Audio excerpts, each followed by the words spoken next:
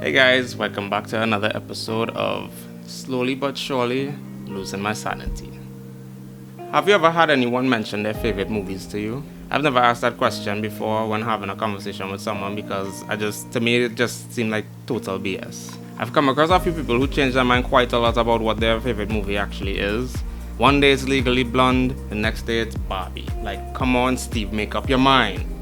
Growing up, I've always found a lot of movies that I actually really enjoy, but to place it at the very, very top of the tier list was actually a very strong statement, so I actually never had one. So imagine my surprise when I watched The Secret Life of Walter Mitty. I remember when I first saw the trailer, I knew it was going to be very good, but after I saw it, oh. Something about this movie just spoke volumes to me. From the casting, to the beautiful landscapes, to the music they used, to the story, despite it being like quite simple, was like an absolute enjoy. And I finally decided that yes, this is the movie. It was perfection. But anyways, I guess you guys already knew that based on the title of this video. Now this movie actually came out 10 years ago. Wow, that's 10 years. And I haven't found anything that can compare since. There were actually a few good movies that came out in 2013 at that time. Man of Steel, Jack the Giant Slayer was pretty good. Prisoners was insanity, if I could put that into words. About Time made me cry, admittedly. Teen Beach Movie and Iron Man 3 was actually a very good one as well, in my opinion. So anyways, without more dilly-dallying, let's get into... Actually, you should probably read this because this is a very long line in my script. Get ready to step into the shoes of an ordinary man who discovers the power of imagination and bravery within himself. I didn't come up with that. So we're introduced to Walter Mitty, played by Ben Stiller. To be honest, I wasn't much of a Ben Stiller fan. I didn't hate him or anything extreme like that. I was just never like a fan of his movies. I know he was best known for his comedic roles, but comedy movies weren't really my go-to. But after I saw this movie, I got a lot of respect for him. I was actually more of a Jim Carrey fan, oddly enough, and I think he played one serious role. What was I talking about? Right. In the opening scene, we see him dealing with his finances. Then he decides to go onto eHarmony and search for a person named Cheryl Melhoff. You know, looking back at this movie, you can really see the kind of person he is, leaving his profile blank, not having a profile picture. I imagine he would have at least have one of those photos up like how our dads take their pictures, you know, like...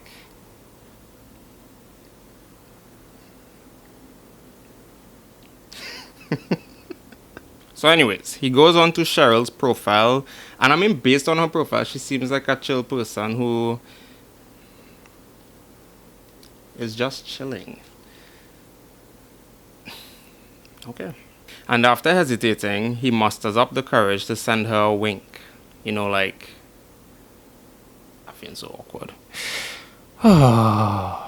But it fails, unfortunately. He tries again and again, but it doesn't work.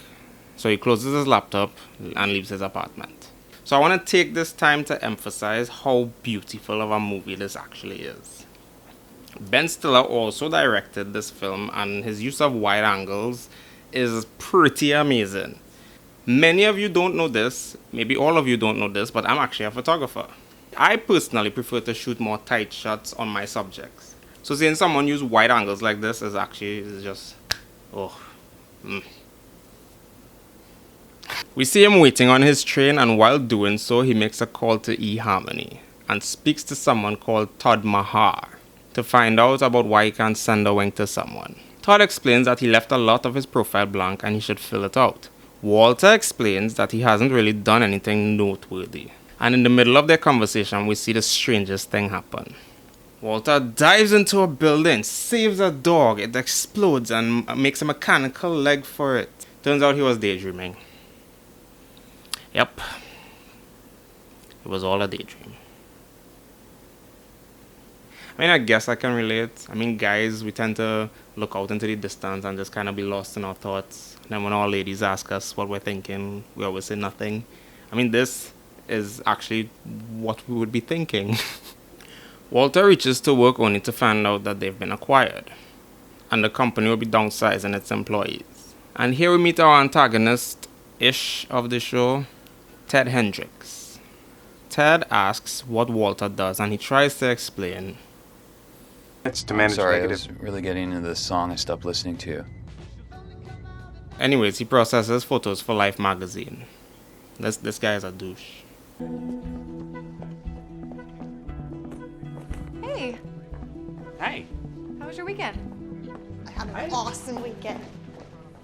This is why I don't talk to girls. Anyways, he ends up in another daydream and he gets disrupted by Ted. So after that, he just goes to his office. I don't give you wrong.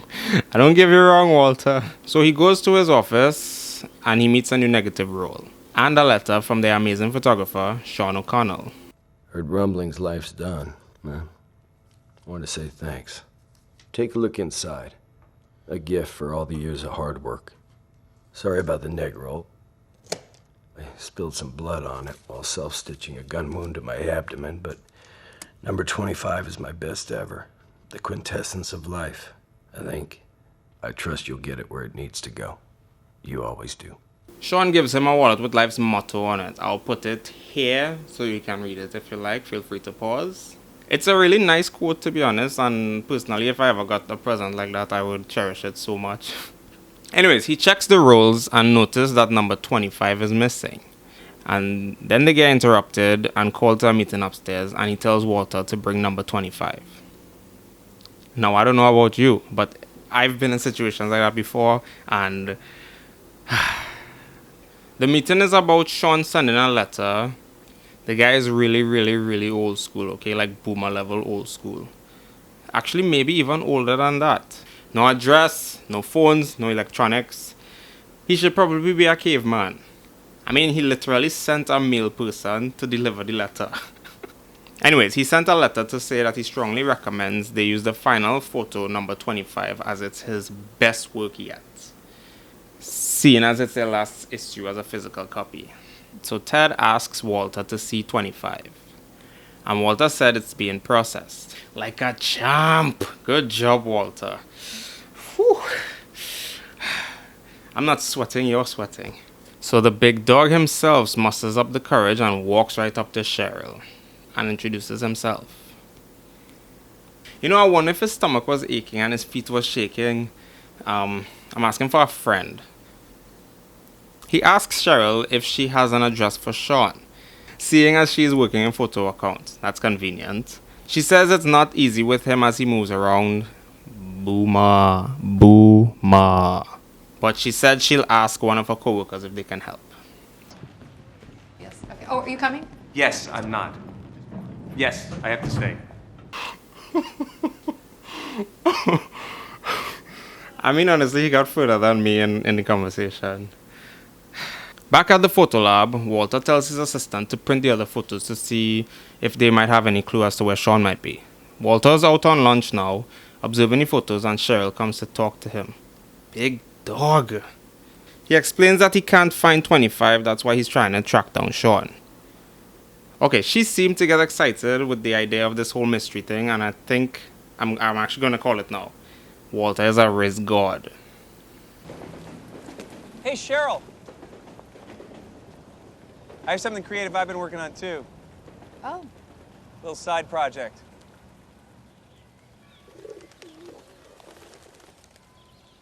Walter, it's amazing. Walter, I was just saying I'll let you know when I hear back from Peg. Okay. Thank you. I take that back. Okay, now we get a bit of a backstory about Walter when he checks up on his mother and his sister. He was planning an adventure to backpack to Europe, sees his old travel journal from his dad. Then his dad died. He was a boss skater kid.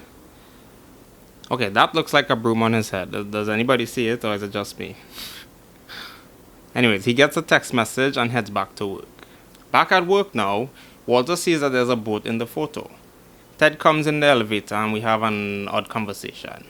Then we get this insane action sequence, and he's daydreaming again. I'm starting to think Walter has a problem. Anyways, Walter gets a phone call and it's Todd from eHarmony, asking him to help him beef up his profile. So he suggests what any normal thinking person would suggest and told him to just ask her out, seeing as she works with him. Walter explains he wants a pina colada type of situation to happen. Walter, real life doesn't work like that, okay? It just doesn't, okay? Okay? He hangs up on Todd when he sees Cheryl, and she checks out his newest clue. She offers to help him Google it. She says it's buffering, whatever that means, and gets a text to pick up her son at a skate park, and she asks him to walk with her. They do a bit of bonding while walking, and while Cheryl is on the phone, Walter teaches her son some tricks. She explains that her co-worker sent payment to New Jersey and Greenland. Walter asks if her phone finished buffering, whatever that means. And we learn that the ship is from Greenland. You know, I didn't notice until now, but Cheryl actually encouraged him first to go on this adventure and solve this mystery. And Walter ended up being the one that was hesitant to go. Walter daydreams, again. And this one was the weirdest of the bunch in my opinion. He has the Benjamin Button syndrome, but he has the Benjamin Button syndrome in this one, and I don't know, it just felt so off to me that I just couldn't. I don't know, maybe I'm overreacting, but I'm not sure. Back at work again, do people get to leave and come back to their job so easily? I'm thinking no. And Ted asks him for the photo again, but he doesn't take the gibberish coming out of Walter's mouth this time. Hey, Dream Machine. Hello? I want proof you heard me. Next time I see you. You see the picture? That's right. Walter asks his assistant if they had any luck finding the negative, but he said it's not there, and maybe Sean still has it on him. I know I absolutely love how this time his daydreaming encourages him to go on his adventure. And in a split second, he finally decides. Him and one other fellow finally land in Greenland, and he looks to rent a car. Now, I'm sure everyone is already familiar with the whole blue pill, red pill analogy. I just wanted to be sure that I wasn't the only one that found it to be like so in your face about it. Turns out the red and blue is referenced long before The Matrix ever did it. The more you know. So I found this article and I'll link to it in the description. It's titled Walter Mitty and the Power of Color. The article is about how plain and colorless Walter's life is, leaning into blue and grey and white, except when he's daydreaming. It's all colorful and magical, which signifies the fact that he wants to live that life, but just doesn't have the courage to do it yet. And even Cheryl, his love interest, is seen in brighter colors all the time compared to his co-workers and everyone around him. So this scene right here signifies that he's ready to step out of his mind and his mundane life and actually start to live it. I always found it was pretty strange that the plane was such a bright red color, but now it actually makes a lot of sense. But apparently from this moment moving onward, we'll be seeing a lot more red. It was actually a really nice read. You should go check it out. Now we're back with the beautiful, beautiful wide angles. Oh, mwah. And he stops at this bar. Two Gallic? He asks the bar lady about Sean receiving mail, and she explains that they use heli mail to drop off mail to people on the boat that he's trying to get to. Yeah, wait, the Urkiksnek?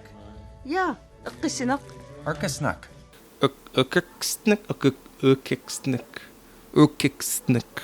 Walter gets interrupted by this drunk karaoke singer. To be honest, I find he kind of resembles Post Malone. Does anybody else think so? Anybody? Asking him to sing along with him. He did, but it sucked, and the guy started troubling him. And it goes as well as you'd probably expect. And surprisingly, Walter asks him about his thumb. I'm just blown away I located your thumb. There's like 8 people in Greenland. He strays and tells Walter not to cheat on his lady, especially when there's 8 people there. Okay, no, that's the dumbest thing I've ever heard. Because when Walter enters, we see one guy here, 4 more people here, and the karaoke man right here. So that means the only other people there are his lady and the woman he cheated with her on. So where would she go for another relationship? Moving on, Posey said he's gonna fly out some radio parts in about 5 minutes to Ukksnik, and he suggests Walter should come with him, as Sean might still be on the boat.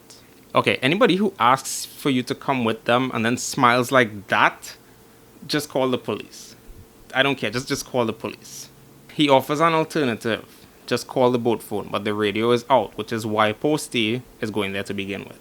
Walter says no, like a sane person, but he looks disappointed that he said no. I guess especially after deciding to just take his leap forward and stop with his tomfoolery and his daydreaming.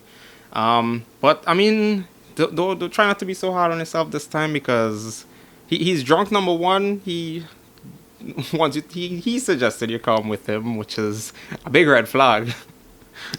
And yeah, just sounding like a bad idea all around.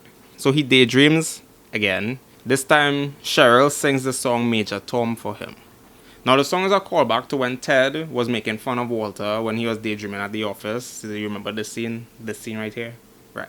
And Cheryl tells Walter later that Ted doesn't know what he's talking about. And it gives him the courage he needs to just jump onto the helicopter with Posty. I love this movie so much. And as you can see here, she's wearing blue, which signifies that she's a daydream. But question, what happens to the red car that he rented? Does he get like a really big bill, or does the guy just come looking for it? Moving on, they reach Ukksnik, and Walter asks where they land. Posty says they don't. Yikes. So I guess you guys are getting some ideas as to what's happening now. Me, I would have stayed back at the bar.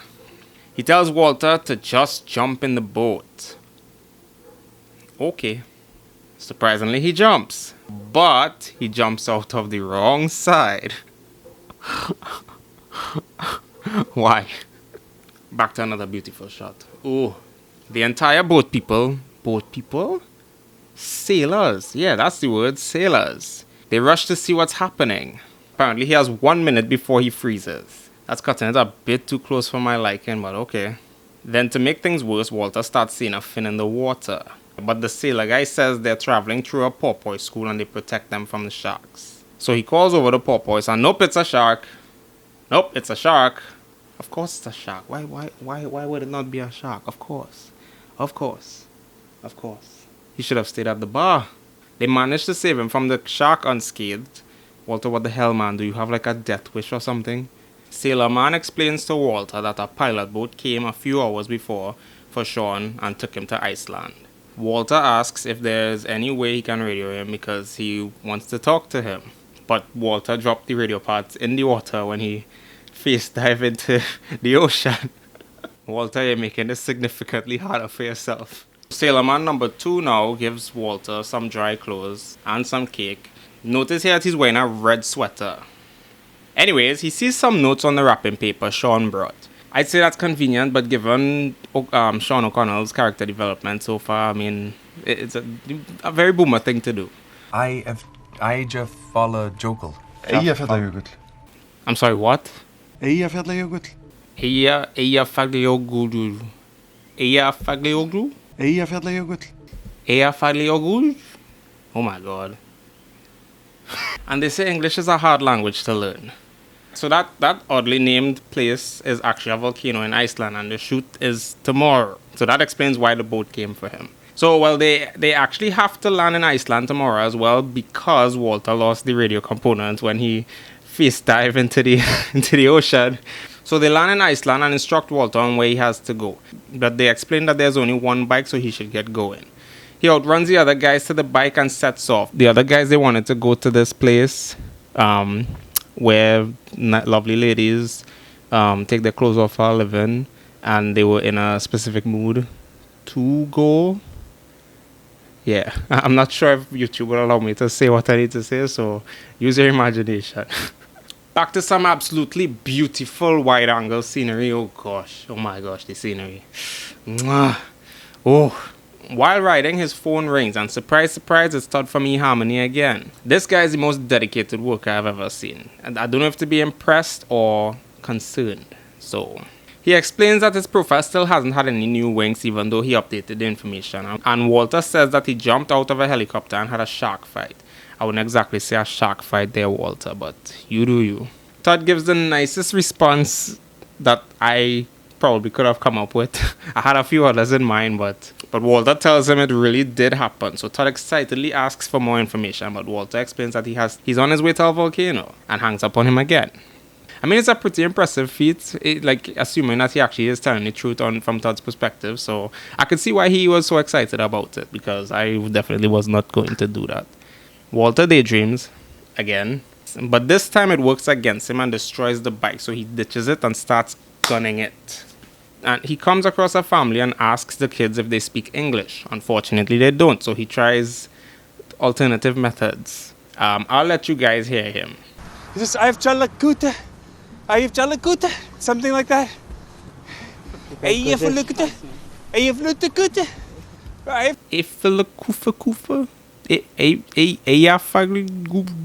What was it again?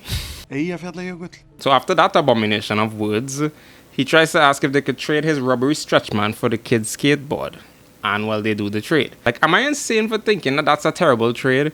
Like, you're gonna give up your longboard for something that you're just gonna put away in the closet and then just forget about?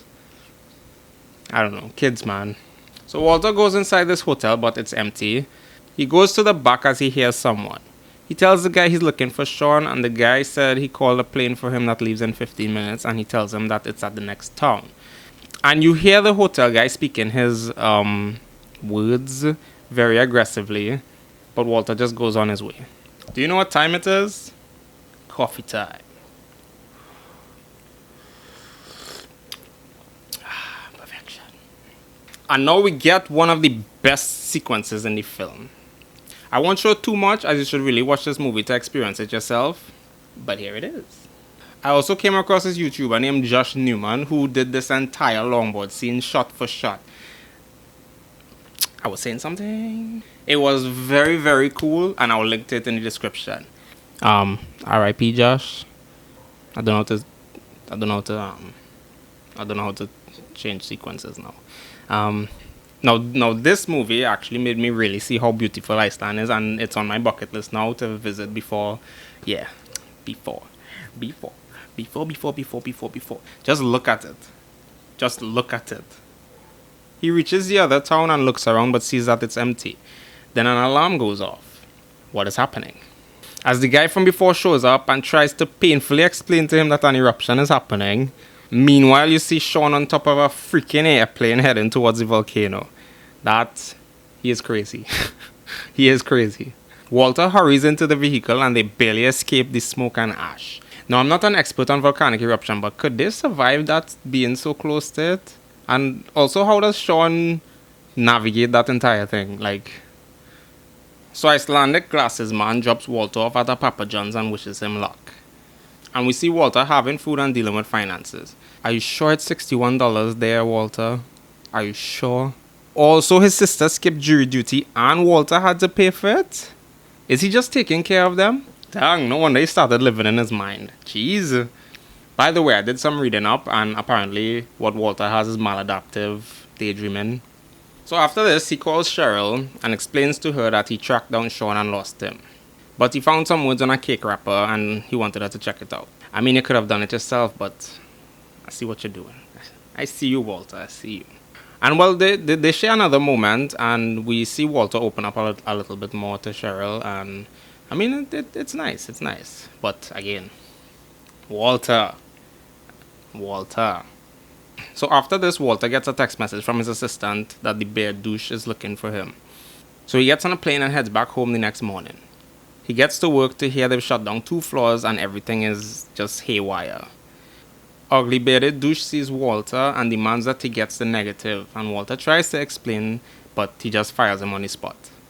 And you can see here that Walter got a bit more outspoken about everything, so progress. His co-workers ask him about the longboard and he says it's for Cheryl's son. But they say Cheryl was let go this morning and she didn't come in to work. So he does what any of us would have done and stalk her to her house. I'm kidding, folks. Stalking is bad. Don't do it, otherwise you'll be in big trouble. Or so I've heard. Anyways, he rings her doorbell and he's met with some random guy. What? Who the F is this? He asks for Cheryl and this random guy goes to call her, calling her honey. So he decided to avoid that situation like the plague and dips. Don't worry, Walter, you're probably better off without her.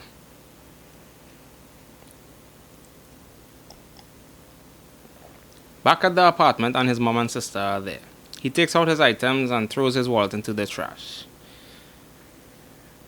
I mean, I could understand why he would do that, yeah. He sits on the couch, defeated. Defeated. I understand. I mean, I'm supposed to give you a pep talk here, but I understand. So he sits on the couch and he just picks up the clue and just sits there.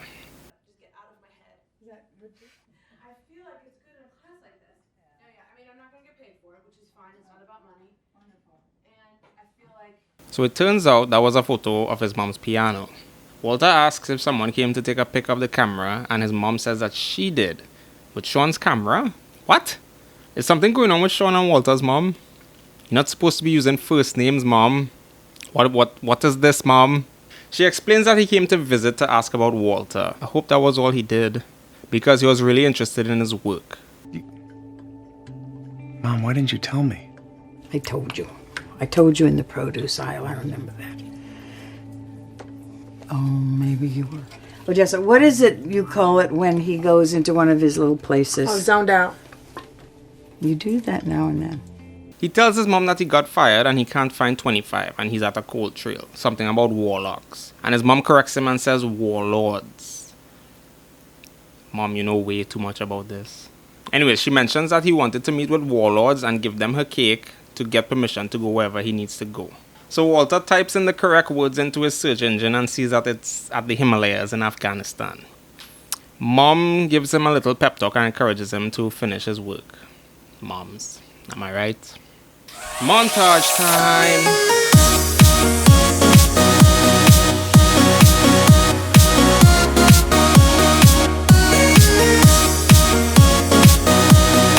I think it's noteworthy that he started journaling in his old journal from his dad as a nice touch.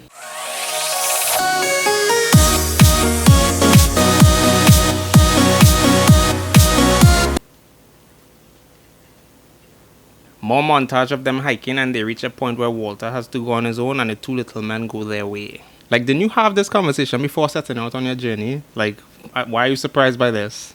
Also, bro was really struggling not to look at the camera here. Now we see that he's all alone. Also notice here that he's in red. Beautiful scenes, and his phone rings? I swear he has the best reception wherever he goes. Anyways, it's Todd from eHarmony again. He called to tell him about how well his profile turned out, but Cheryl wasn't on the site anymore. Pfft, Cheryl. Puh.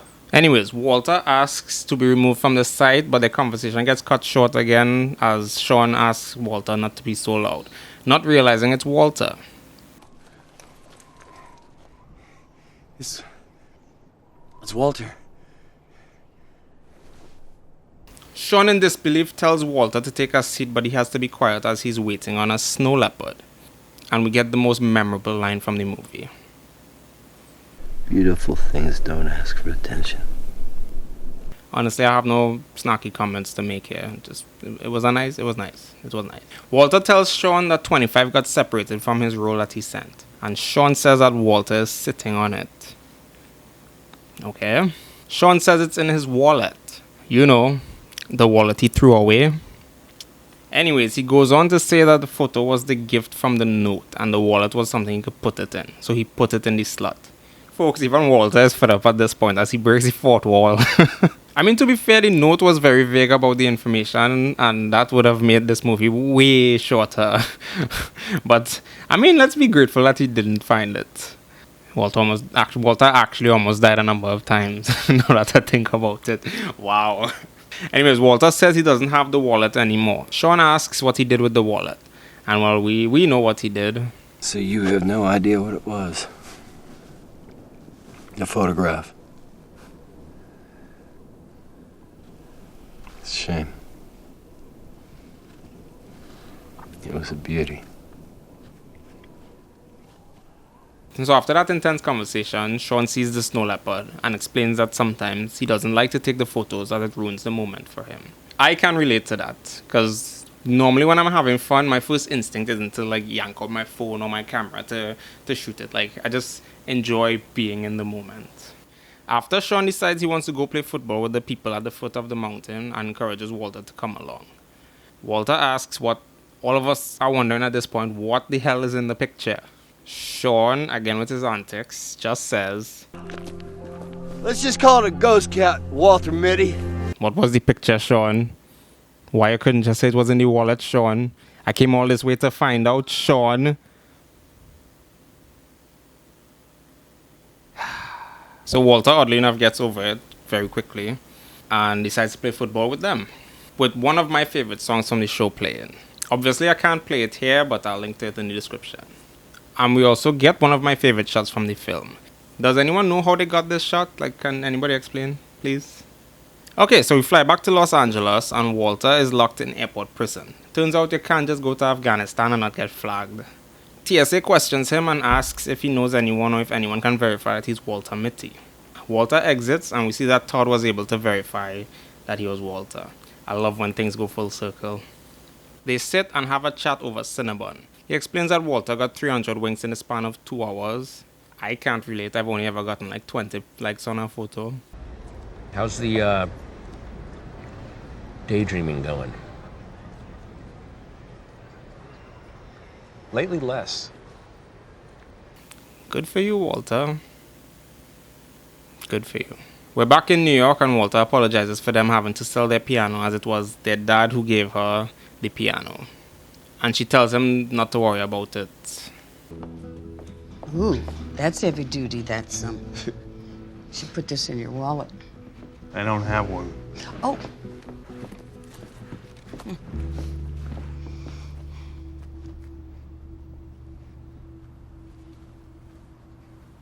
Found it in the trash. I always save your knickknacks. Moms, am I right? So now he has the negative and marches into the office at Life Building to meet weird bearded doucheman, who actually isn't happy to see him, surprise, surprise. He drops the negative and says that it's the photo that Sean wanted for the cover. And he goes on to tell him that his beard is stupid and he should shave it down to look like Walter's. I'm kidding, it was something like that. He asks Ted if Ted knows their motto, and surprise, he doesn't. He gives him a well-deserved speech and goes on his way. We're in the elevator and the assistant asks what the photo was, but Walter says he didn't look at it. I mean, to be honest, given the journey he just went through, I can see why he never felt the need to actually look at the picture, this mysterious picture. It shows a lot of growth and I'm actually very proud of him. So Walter is at a cafe now typing up his new resume and he gets an email from Cheryl's son. He thanks Walter for the board and Cheryl is seen waving at the end of the clip. Pfft. Cheryl. Poor. We see Walter getting his final check and he goes down the elevator as he sees Cheryl in the distance. Walter catches up to her, they small talk and Walter basically explains how he feels about her. In a pretty roundabout way, I might add. She asks what happened to him as he disappeared for a bit. He explains that he came by and her husband answered, so he didn't want to get involved. But Cheryl says that what's his name just came to fix her fridge and that he's not her husband. Apparently nothing was going on the entire time. Score one for the boys. Anyways, he asks her out and she says yes. Wow. They start walking for a bit together and they come across a magazine stall. And they check to see if they...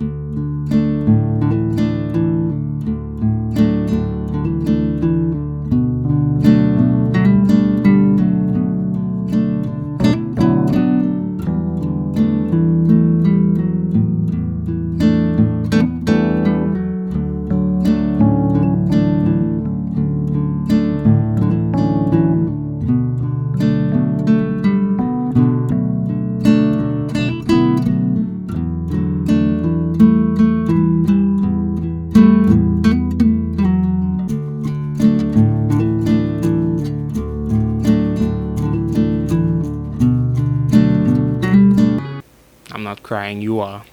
Anyways, guys, that's the movie. I mean, honestly, this was a big trip to go back through, and it was a lot of fun. I really like. I can see again why it was my favorite movie to begin with, and yeah, I hope you guys enjoyed it as well. It took a lot longer than I thought it would to make this video, so I really appreciate it if you guys like and subscribe, and thank you for watching.